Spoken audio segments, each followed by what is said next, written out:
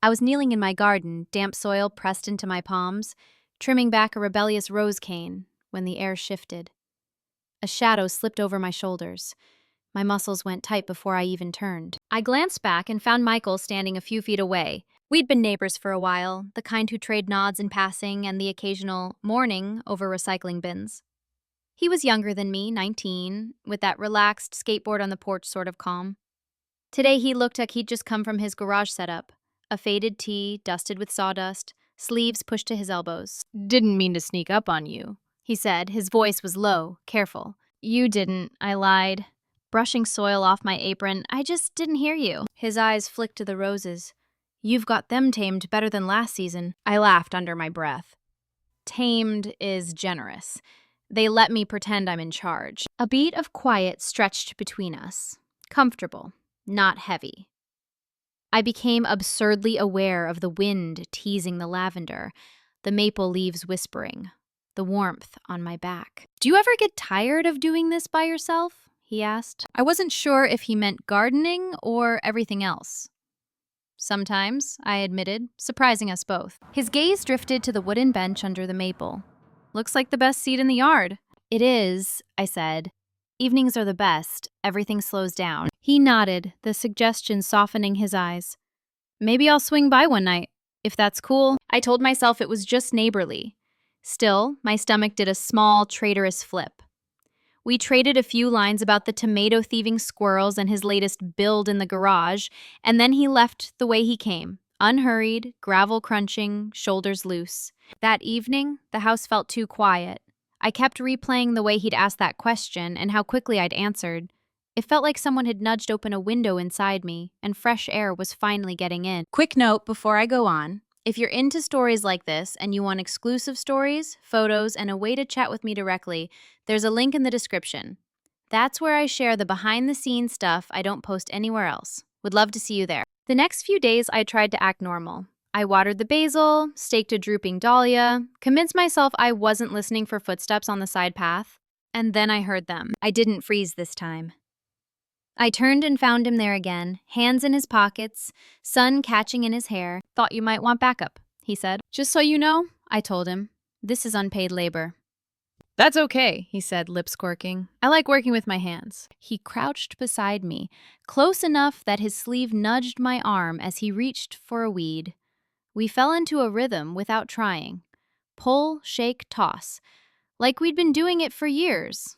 It was strange how quickly the quiet settled into something easy. After a while, he rocked back on his heels. "You made this place feel steady," he said. "People don't realize how much work it takes to make something feel calm." I looked at him.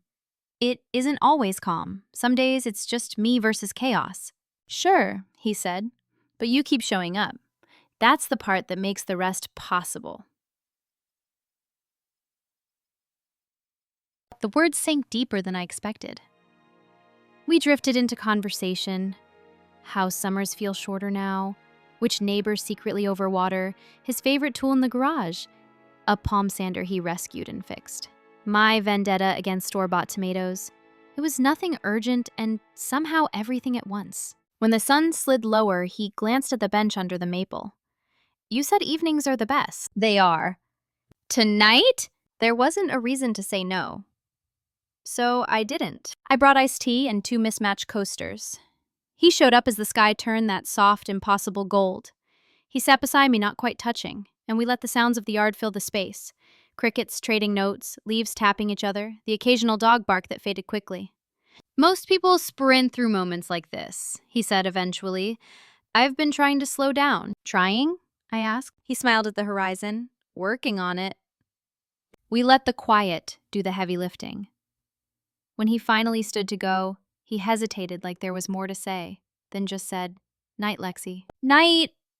The week unspooled in warm threads. Morning coffee on the steps, a little weeding, the neighborhood carrying on with its small rituals. I didn't camp out by the window or pretend not to listen for gravel. I just moved through my days.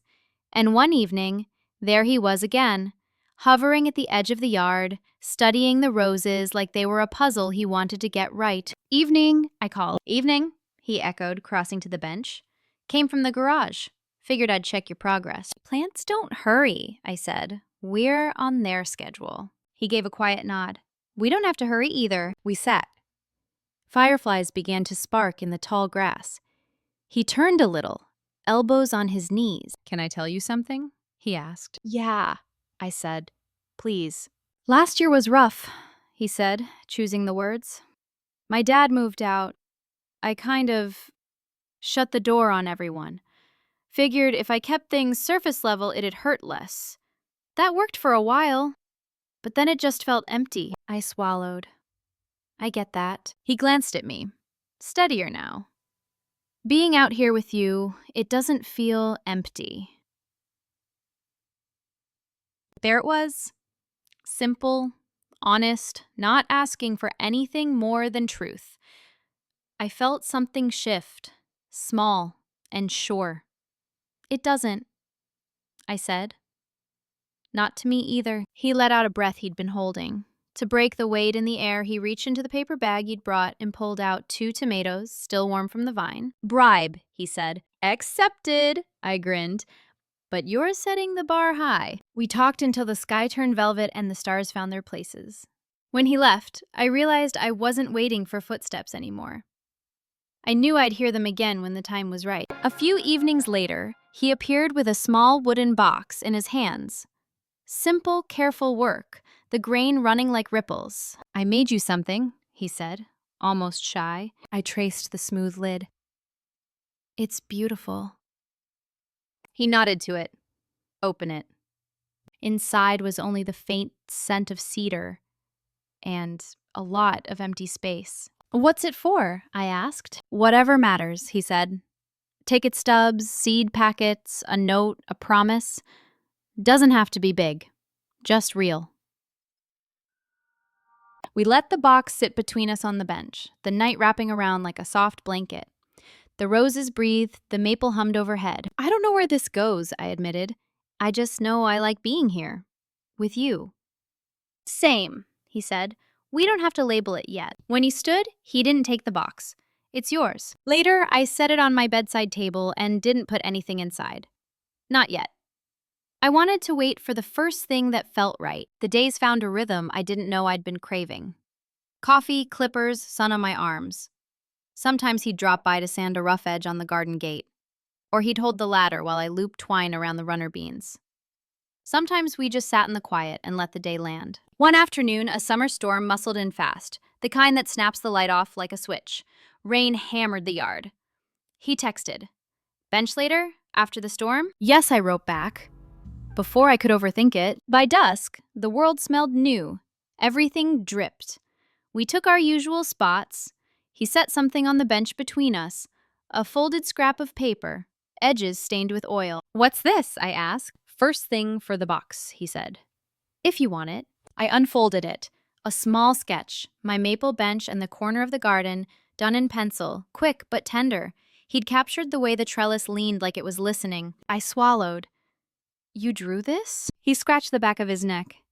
I've been trying to get the light right. It always moves before I finish. It's perfect, I said, and meant it. We slipped the sketch into the box that night, the cedar catching the last of the storm's cool. It wasn't a grand gesture. It was better. It fit. After that, we added things slowly. A twist of red twine from staking tomatoes, a tiny screw from fixing the gate latch, a leaf that dried in the exact shape of a heart without either of us forcing it. None of it was valuable. All of it mattered. One Sunday, we were sitting shoulder to shoulder when he said, There's this apprenticeship I want, next town over, part-time to start. I almost didn't apply. Why not? He stared at his hands. Because trying means it can go wrong. Or right, I said. Trying means it can go right. He smiled sideways at me. You're annoyingly reasonable. Occupational hazard, I said. Gardeners have to believe in growth. He applied, he got in. The next week, he showed up buzzing with a quiet kind of pride I felt in my own bones. We celebrated with iced tea and fresh basil on everything. That night, he slid a tiny plane shaving curled like a ribbon into the box. I added a seed packet with a smudge of soil on the corner. We didn't make speeches about it, we didn't have to. As the season softened, the garden slowed the way it always does. I trimmed, he sanded, we listened. Some nights we talked about nothing. Some nights we said the truest sentences we'd said all year. It kept feeling simple. It kept feeling right. I still don't know exactly what to call what we're building. I just know it's steady. It shows up. It grows. And sometimes it arrives on quiet feet, like footsteps on gravel, carrying a small wooden box that smells like cedar and possibility. I didn't wonder if I'd hear those footsteps again. I knew I would, and when I do, I'll be on the bench under the maple, leaving room for whatever real thing belongs in the box next.